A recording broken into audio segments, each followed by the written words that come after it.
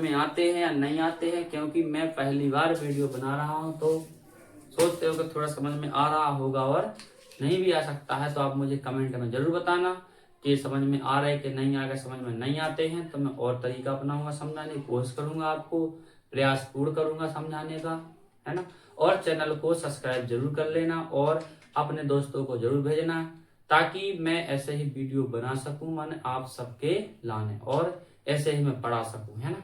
क्योंकि मेरा एक लक्ष्य है, अगर मेरे वीडियो चलते हैं या मेरा चैनल मोनेटाइज हो जाता है तो, क्योंकि मैं कोचिंग पढ़ाता हूँ छोटे बच्चों को और 10 को भी पढ़ाता हूँ, है ना, 12 तक के पढ़ाता हूँ, तो मैं छोटे बच्चों को फ्री पढ़ाना चाहता हूँ। ये तभी संभव है जब आप हमारा सपोर्ट करेंगे, है ना। क्योंकि जब आप हमारा सपोर्ट करेंगे तो हम बच्चों का सपोर्ट करेंगे, है ना। तो आप हमारे वीडियो को भी लाइक किया करो, शेयर किया करो, है ना। ठीक है, मिलते हैं, धन्यवाद, जय हिंद। हेलो दोस्तों, अपन ने अभी तक के 3 सवाल कर लिए हैं। आज अपन करेंगे चौथा सवाल गणित का, जो कि 1.1 का चल रहा है। ठीक है, देखते हैं चौथा सवाल किस तरह का है, कैसा है।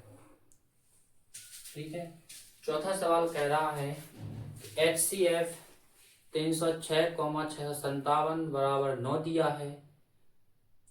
LCM 306 और 657 ज्ञात करना है, मतलब हमें HCF दिया हुआ है, हमको निकालना है LCM। हमें क्या निकालना है? LCM हमें ज्ञात करना है इसमें। तो लिखिए चौथा सवाल,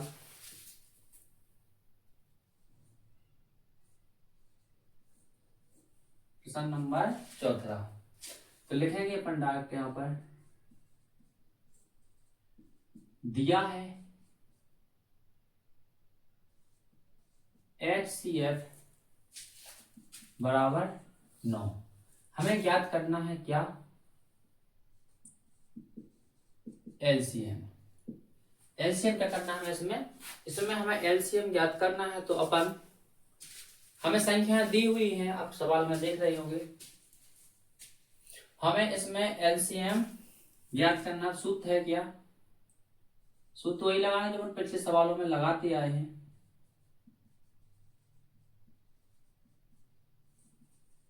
दो संख्याओं का गुणनफल बराबर LCM गुणे HCF। अब देखो, हमें दो संख्या कौन कौन दी हुई है? हमें दो संख्या देंगे 306 और 657। कौन कौन दी हुई है? 306 गुणे 657 बराबर, हमें LCM हमें ज्ञात करना है, हम यही करते हैं लिखेंगे।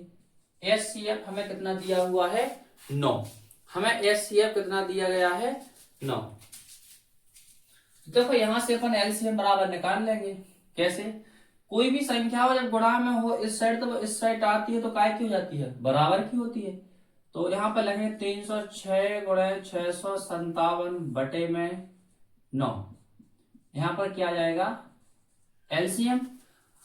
अब देखो, चाहे इसका पहले इसमें सवाल भाग कर लो, चाहे इस संख्या का इससे पहले भाग गुणा कर लो, सॉरी यार क्या बोल रहा, इस संख्या का इसमें पहले क्या कर लो? गुणा, या फिर 9 का इसमें किसी भी एक संख्या में क्या दे लेंगे अपन? भाग। अगर 9 हम पहले भाग देते हैं और फिर हम गुणा करेंगे तो संख्या शायद हो जाएगी, भाग देने में क्या होगी? आसानी। देखो इसका इसमें भाग देते हैं, 9 3 27, 3 बार गए, बचे 336, 9 चौके 36, मतलब 34 गुणे 657 आ जाएंगे यहाँ से। 34 गुणे 657 बराबर आ जाएगा LCM। जा को अपन जा में कह देंगे क्या? गुणा। हम इस संख्या का इसमें गुणा कहेंगे तो अपन का उत्तर आता है 22,338। 22,338 बराबर आ जाएगा LCM। ये आ गया हमारा क्या? LCM। ठीक है, आशा करता हूं कि आपको समझ में आया होगा। अगर आपको समझ में आता है तो वीडियो को लाइक करना, शेयर करना और कमेंट में है बताना। अगर आपने चैनल को सब्सक्राइब नहीं किया है तो हमारे चैनल को सब्सक्राइब भी कर लेना। ठीक है, लिख लीजिए। देखते हैं अगला सवाल। अगला प्रश्न है 5वां। पांचवा प्रश्न कहता है, प्रश्न को पढ़िएगा। जांच कीजिए कि क्या किसी प्राकृतिक संख्या n के लिए संख्या 6 की पावर n अंक 0 पर समाप्त हो सकती है। पर समाप्त होती है यार, नहीं। तो अपन ने लिखा कि हम जानते हैं कि जिस संख्या के अभाज्य गुणनखंडों में अंक 2 व 5 अनिवार्य रूप से उपस्थित हो, तो मतलब वह संख्या शून्य पर समाप्त होती है, शून्य पर समाप्त होती है। हमें अगर शून्य पर संख्या को समाप्त करना है तो उसके अभाज्य गुणनखंड में हमको 2 और व 5 चाहिए। अगर 2 व 5 हैं तो वह संख्या 0 पर समाप्त होगी। क्या पर समाप्त हो जाए? 0 पर। देखो जैसे मैं आपको यहाँ बताता हूं, जैसे कोई भी संख्या है 0 पर समाप्त करने, तो अपन ने 5 गुणे 4 करे तो कितने आए? 20 आए। कितने आ रहे? 20। मतलब 2 और 5 चाहिए हमें साथ में। देखो या 5 गुणे 6 करो तो 6 पंचे 30 आ जाए। कितने आ जाएंगे? 30 आ जाएंगे। या 2 गुणे 5 करो तो कितने आ जाएंगे? मतलब हमें इकाई का चाहना है 0। हमें इकाई चाहिए क्या?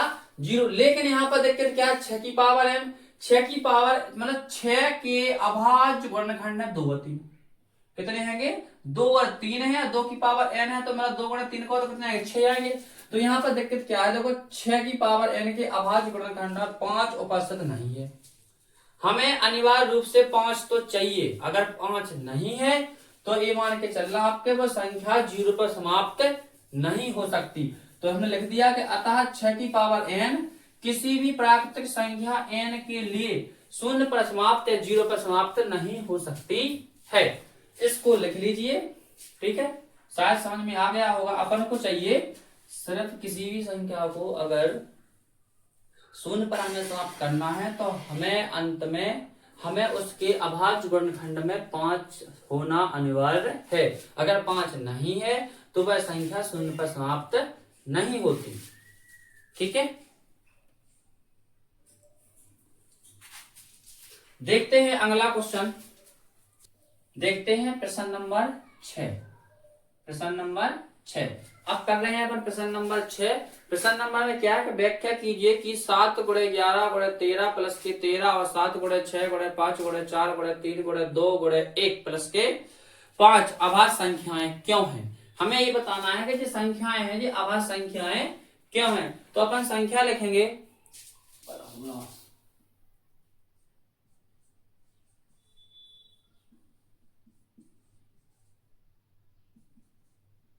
7 गुणे 11 गुणे 13, 7 गुणे 11 गुणे 13 प्लस के 13।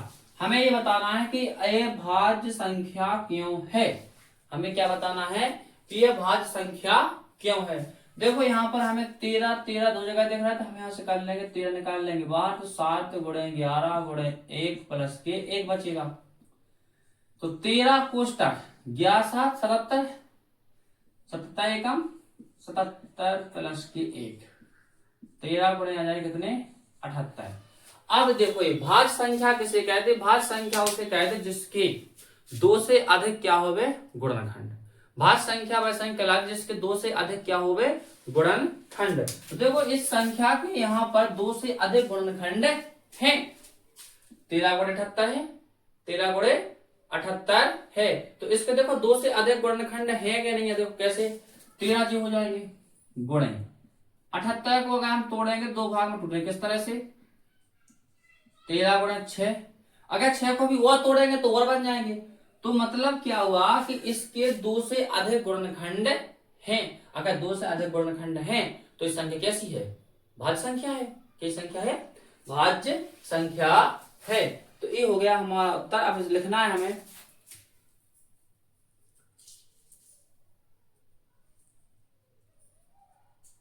तो यहां पर लिखेंगे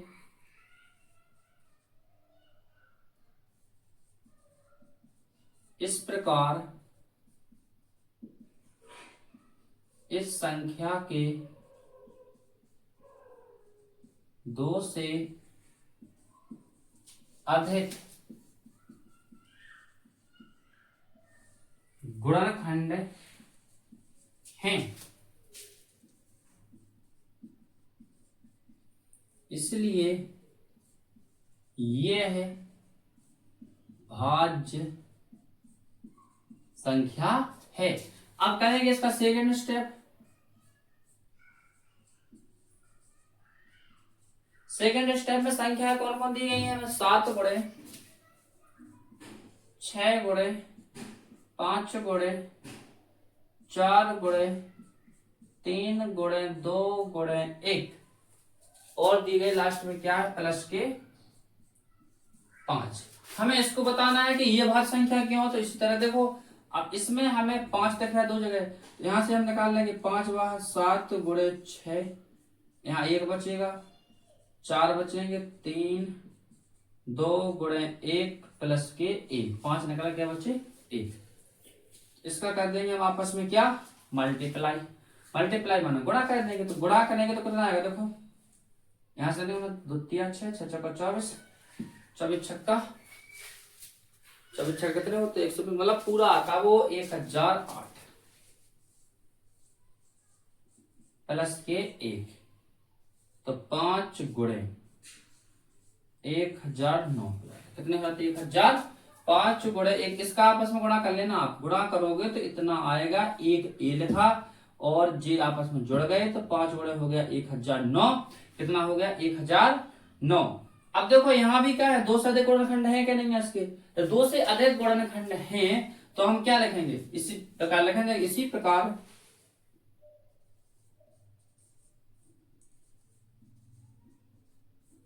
लिख देंगे। इसी प्रकार इस संख्या के 2 से अधिक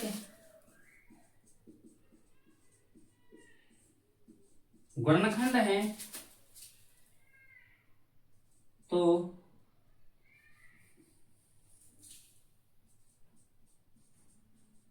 यह भाज्य संख्या है। तो यह एक भाज्य संख्या है। उतार लीजिए, प्रश्न नंबर 6 को लिख लीजिए। चलो बढ़ते हैं आगे। देखिए प्रश्न नंबर 7 को देखिए। प्रश्न नंबर 7 पढ़िए। प्रश्न नंबर 7 कह रहा है, किसी खेल के मैदान के चारों ओर एक वृत्ताकार पथ है। माने कोई वृत्ताकार पथ है। वृत्ताकार माने इस तरह से कोई गोल पथ है, कोई गोल पथ है। इस मैदान का एक चक्कर लगाने में सोनिया को 18 मिनट लगते हैं। कितने लगते हैं? तो यहां पर लिखेंगे अपन, एक वृत्ताकार पथ का एक चक्कर लगाने में सोनिया को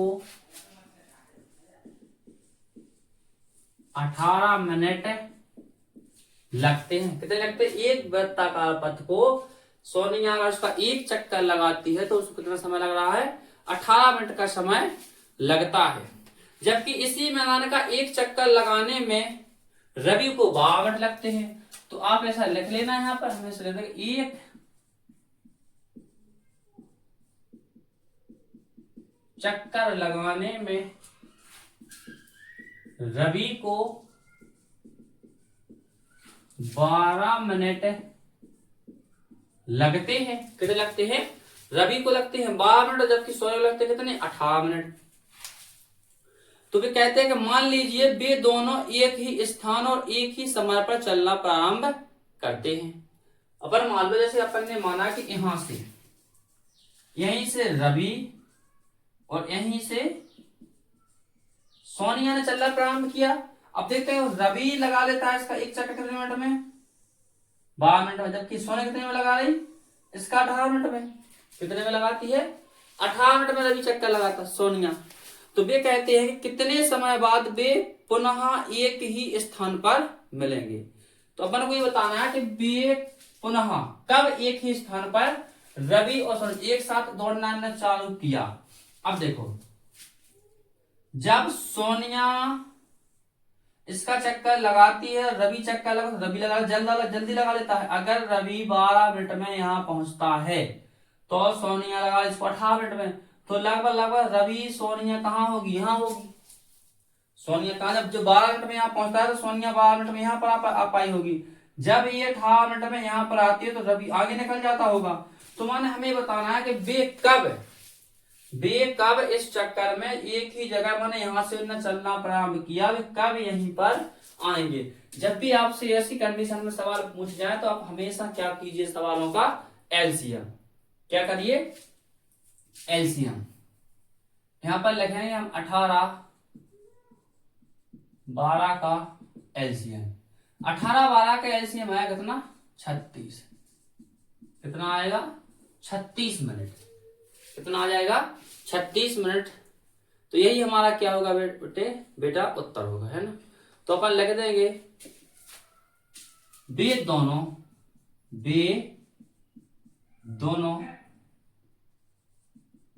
पुनः एक ही स्थान पर 36 मिनट बाद मिलेंगे।